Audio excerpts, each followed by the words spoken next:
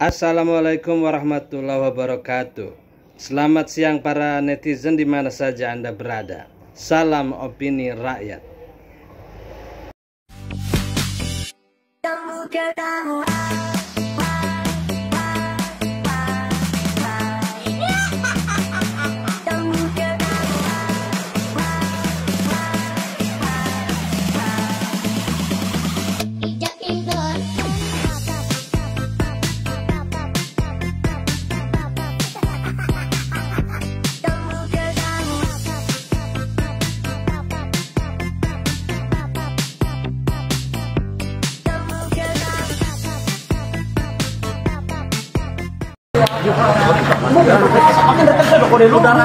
Main fisik tobat saya bilang. Siap. Ya, siap.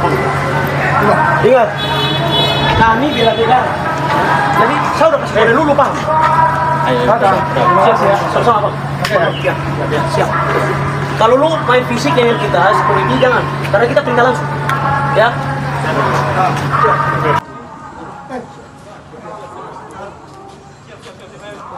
Abang-abang semua.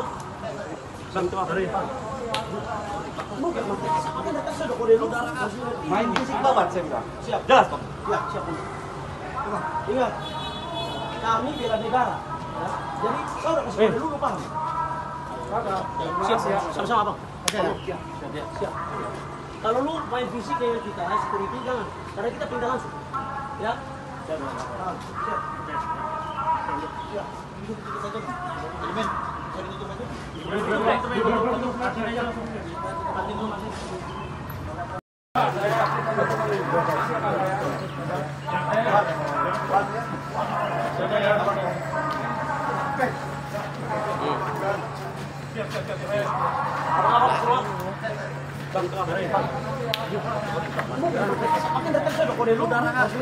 Kita orang Betawi asli yang ada di Jakarta.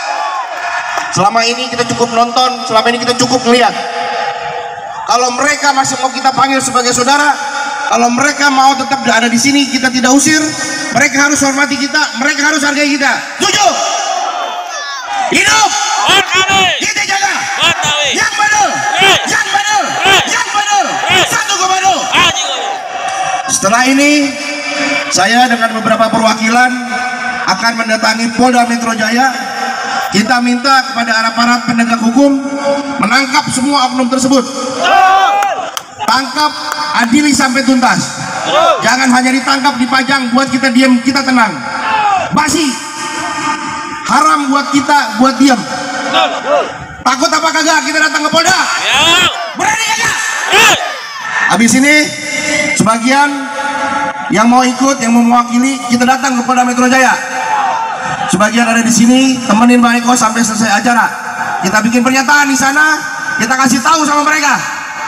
Kalau ke depannya masih ada suku-suku tersebut tidak menghargai kita, kita turun, kita sweeping.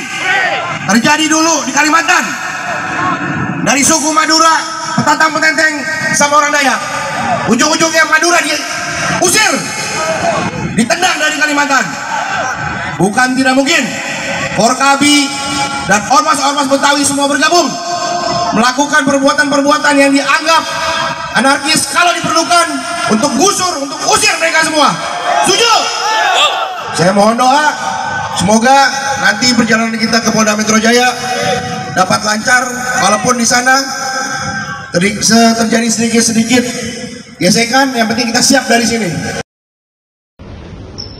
Kami perlu menyampaikan rilis yang terkait dengan insiden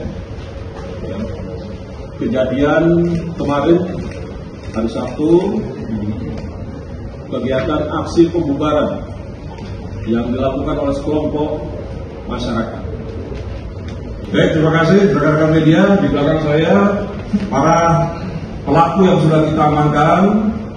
Yang pertama FEK. Yang mana? Angkat tangan. Ya. Ini sebagai koordinator lapangan. Ya. Kemudian GW. Angkat tangan.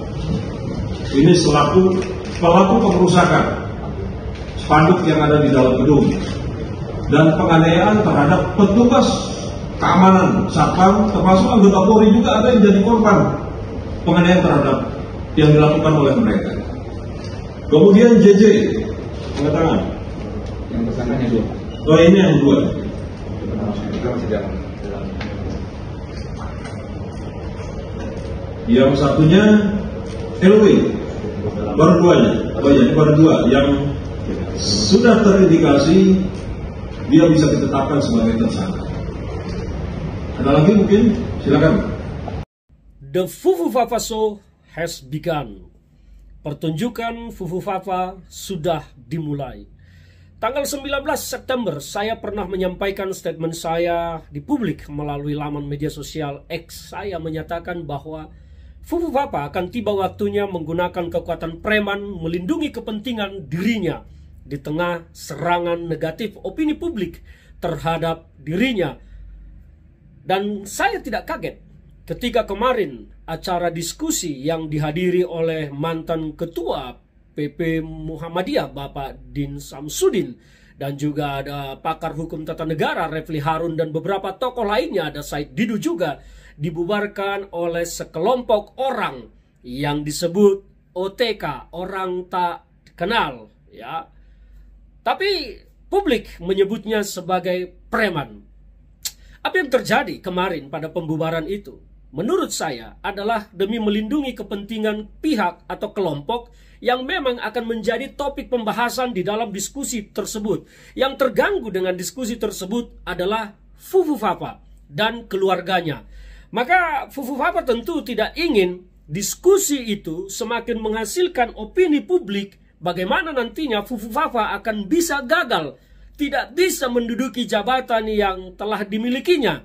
Karena Fufu Fafa bisa diberhentikan, dipecat, di-impeachment oleh kekuatan politik yang dimiliki oleh konstitusi.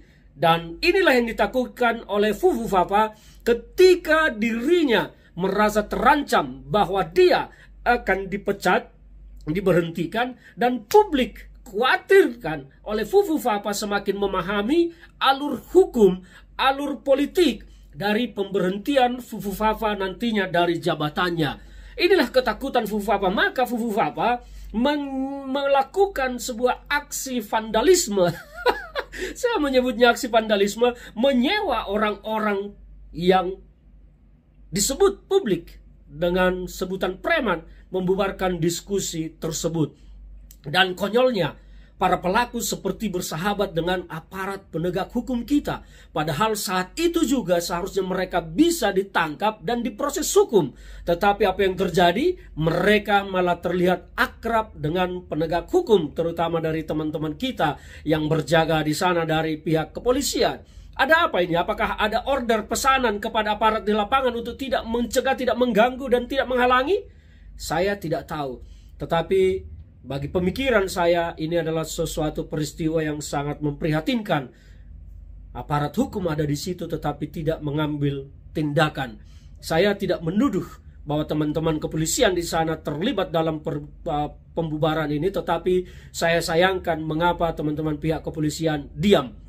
Kembali kepada siapa aktor otak yang menyewa para OTK tersebut untuk melakukan pembubaran diskusi ini.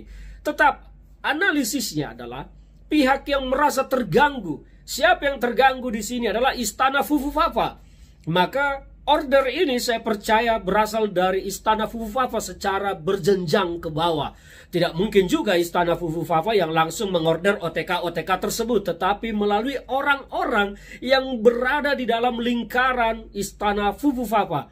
Secara berjenjang mereka bisa sampai ke bawah dan mengorder untuk pembubaran acara diskusi tersebut. Karena mereka seperti yang disampaikan, Fufu Fafa dan keluarganya sangat ketakutan, sangat gelisah, resah dengan opini yang akan dibangun dan dibentuk dalam diskusi tersebut. Karena topiknya tidak akan jauh dari Fufu Fafa dan pelanggaran-pelanggaran yang dilakukan oleh keluarga Fufu Fafa. Inilah yang mereka takutkan, bahwa publik akan semakin cerdas, semakin memiliki pengetahuan, memiliki pemahaman tentang apa yang telah terjadi di istana Fufu Fafa. Dan peluang Fufu Fafa untuk di-impeachment nantinya mereka semakin takut. Kalau publik semakin tahu itu, rakyat semakin dicerdaskan, mereka semakin takut. Dan inilah mereka sengaja terus memelihara kebodohan dan memelihara orang bodoh-bodoh. Maka orang-orang bodoh tersebut bisa diperintah hanya dengan berbekal recehan. Mereka mau melakukan aksi premanisme, membubarkan diskusi yang sah secara hukum.